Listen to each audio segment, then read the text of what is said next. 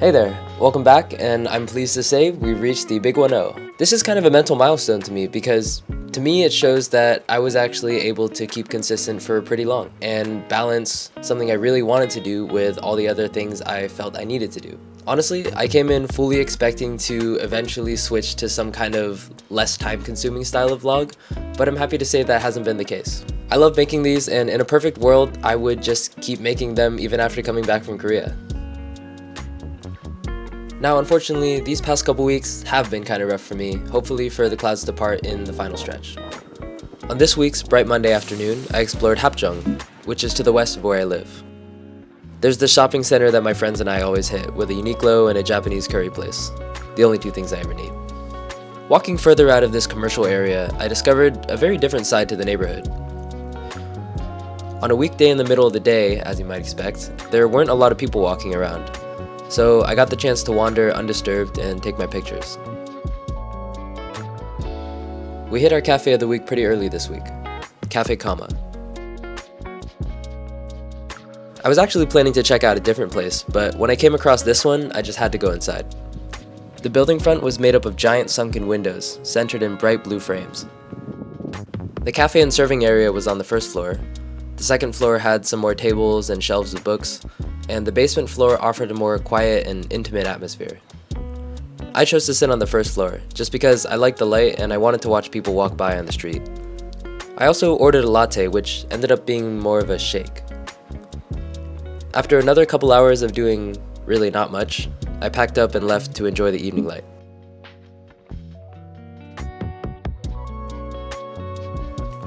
The sky had faded into this bright shade that was just barely purple.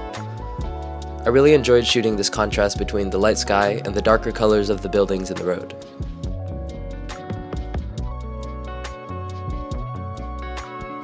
I also really like this window shot. I'm not really sure why, but I wanted to put it in there.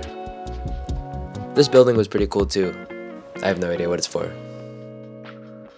As I walked home, I thought about how little time I really had left. There were so many more things I wanted to do before I leave, and I know realistically not all of them are going to get done.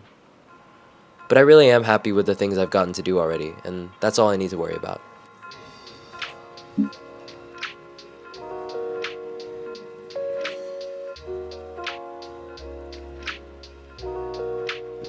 On Tuesday, we hit Bean Brothers again. I think the view out the window is always gorgeous, any time of day, any day of the week. But I did specifically want to see it at sunset at some point, and I was right to think so.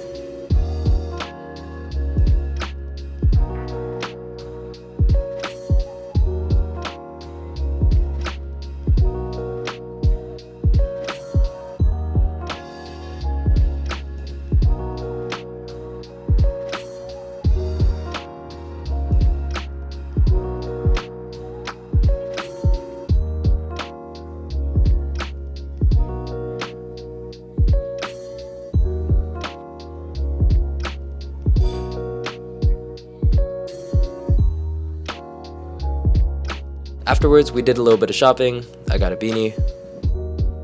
Other happenings in the week included going art supplies shopping, getting French toast.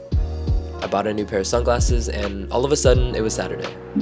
It was another nice day with clear weather, and the exchange club was hosting a day trip to Seongsu. But before then, I hung out in an area that I couldn't believe I hadn't explored before.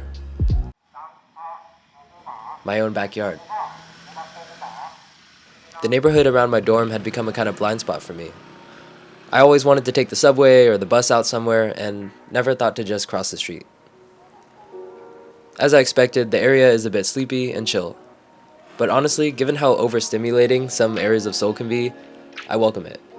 I've actually come to appreciate it a lot, especially the lack of noise when I'm trying to sleep. While I was over there, I also checked out Funnel Coffee. Shout out Funnel Coffee, he gave me free stickers. Afterwards, I left and joined the club for the day trip.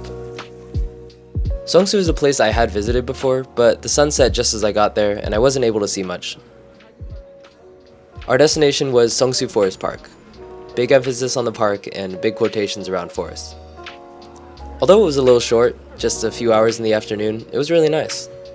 We were paired up with a guide who told us about the park's history and had us play some games. and I got to see many different trees in many different colors.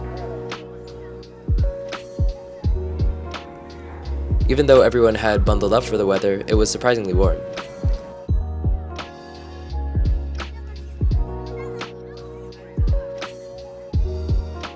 My group finished up at a cafe, and even after all the drinks were done, we spent a couple hours just talking and reminiscing.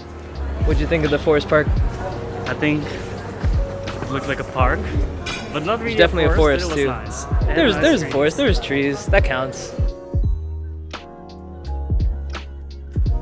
And that was a week. Thank you so much for joining me, and see you next time, whenever that may be. Okay, we'll see how that is.